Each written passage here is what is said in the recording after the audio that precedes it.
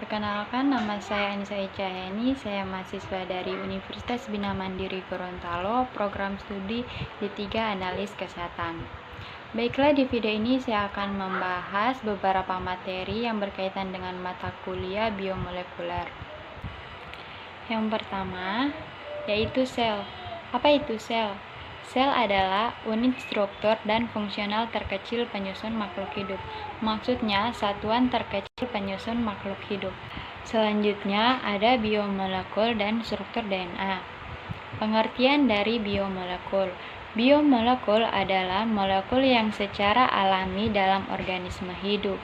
Biomolekul termasuk makromolekul seperti protein, karbohidrat, lipid, dan asam nukleat. Ini juga termaksud molekul kecil seperti metabolit primer dan sekunder dan produk alami. Biomolekul sebagian besar terdiri dari karbon dan hidrogen dengan nitrogen, oksigen, sulfur, dan fosfor. Biomolekul adalah molekul yang sangat besar dengan banyak atom yang terikat. Baiklah, selanjutnya ada struktur DNA. DNA termasuk dalam satu molekul besar yang kompleks dan terdiri atas dua pita panjang yang saling berkelin untuk membentuk heliks ganda. Dengan setiap pita termasuk satu polimer dari ratusan hingga ribuan nukleotida. Selanjutnya ada struktur genom atau informasi genetik. Genom adalah gugus atau himpunan gen lengkap dari suatu organisme yang mengendalikan keseluruhan metabolisme sehingga organisme tersebut dapat hidup dengan sempurna. Genom terdiri dari satu set lengkap kromosom yang diturunkan dari tetuanya. Istilah genom dipakai untuk menunjukkan keseluruhan kode genetik pada kromosom yang ada pada suatu organisme. Selanjutnya ada sistem ekspresi gen. Sebelum itu kita harus mengetahui dulu apa itu gen. Gen adalah sepotong kecil materi genetik yang dituliskan dalam kode dan disebut sebagai DNA. Setiap gen memiliki di dalamnya satu set instruksi yang membuat molekul yang organisme butuhkan untuk bertahan hidup. Gen itu sendiri tidak dapat digunakan oleh organisme. Sebaliknya, mereka harus berubah menjadi produk gen. Jadi, ekspresi gen adalah proses di mana informasi yang terkandung dalam gen menjadi produk yang bermanfaat. Selanjutnya ada replikasi DNA. Apa itu replikasi DNA?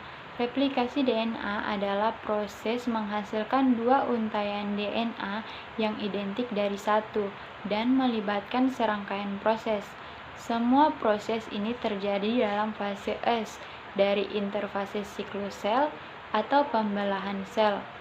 Ini adalah proses yang memakan energi dan terutama 3 enzim utama yang dikenal sebagai helikase DNA,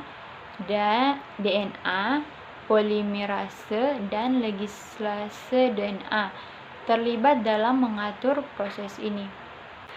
Selanjutnya ada transkripsi DNA. Apa itu transkripsi DNA? Transkripsi merupakan langkah penting dari proses utama ekspresi gen atau sintesis protein, terutama menyalin urutan basa nitrogen dari bagian dari untaian DNA menjadi messenger RNA berlangsung selama transkripsi DNA. Enzim RNA polimerase memecahkan ikatan hidrogen di tempat yang diinginkan dari untaian DNA dan membuka struktur heliks ganda untuk mengekspos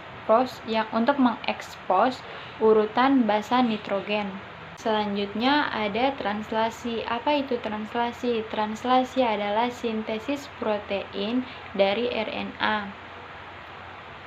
Proses translasi terjadi pada sitoplasma dalam ribosom.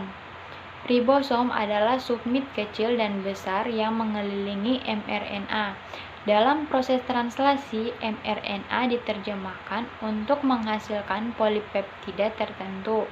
Proses ini menggunakan dan urutan mRNA sebagai template untuk sintesis rantai asam amino untuk membentuk protein.